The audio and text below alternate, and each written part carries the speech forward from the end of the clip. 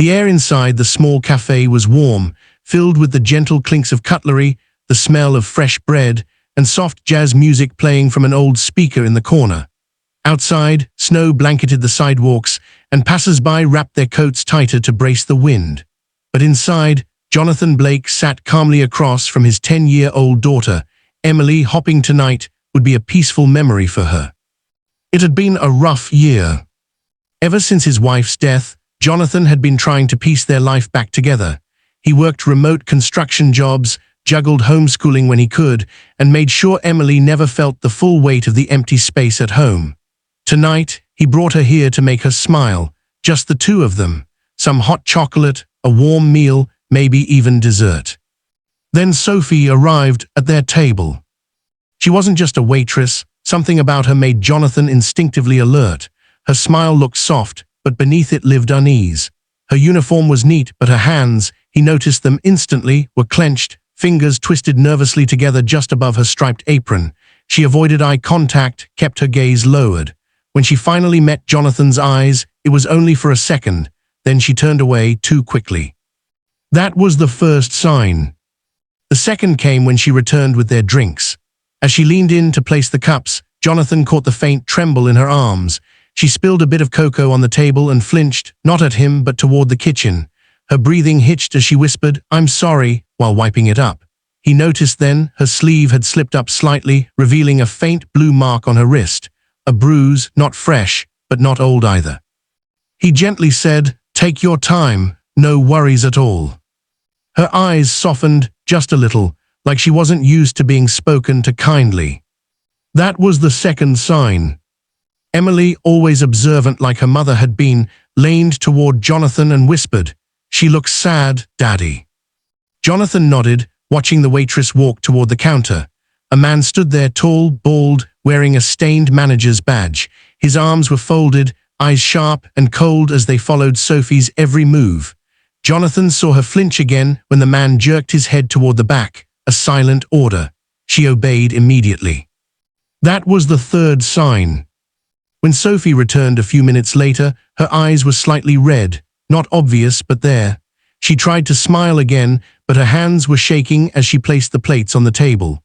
Jonathan noticed her lip had a small cut on one side, not fresh, covered in concealer. It looked like it hurt when she spoke. "You all right?" Jonathan asked softly.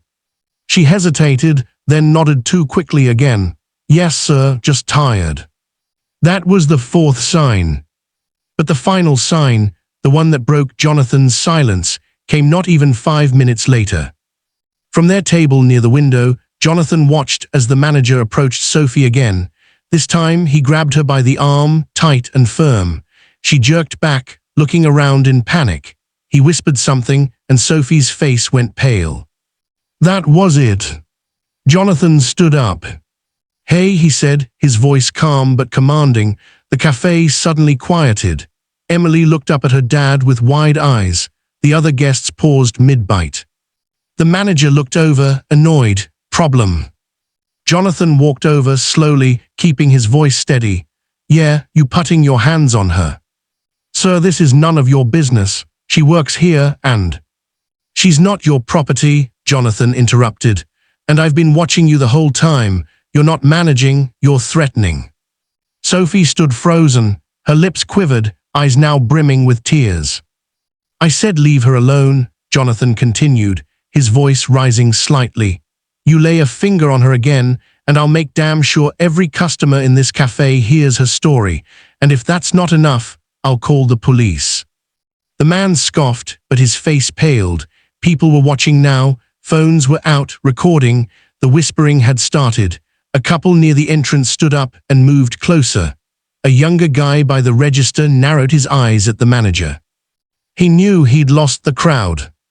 Sophie looked down, visibly shaking, but when Jonathan turned to her and asked, "Do you want to press charges?" she nodded, just once. Everything changed after that.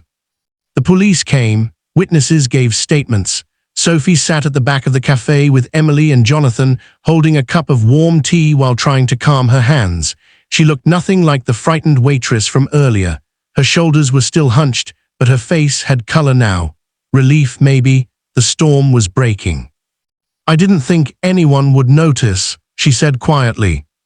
Jonathan looked at her gently. "People don't see what they don't want to, but I've been where you are, powerless, and no one deserves that." In the days that followed, Jonathan helped Sophie file a report. She stayed in a local women's shelter while looking for new work. The cafe fired the manager immediately after the public backlash and online video went viral. Jonathan and Emily kept in touch with Sophie. She became a part of their routine, visiting for dinner, helping Emily with school projects, sometimes just sitting on the porch with a cup of coffee and sharing stories. Months later, Sophie stood outside her new workplace, a bookstore cafe, smiling, the real kind of smile, the kind you earn after walking through fire and surviving it. That night at the cafe didn't just change Sophie's life. It reminded Jonathan, too, that being a father wasn't just about protecting your own child. It was about teaching them to stand up for others. Because kindness isn't loud.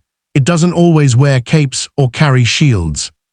Sometimes it's just a quiet man who refuses to stay silent when no one else will speak.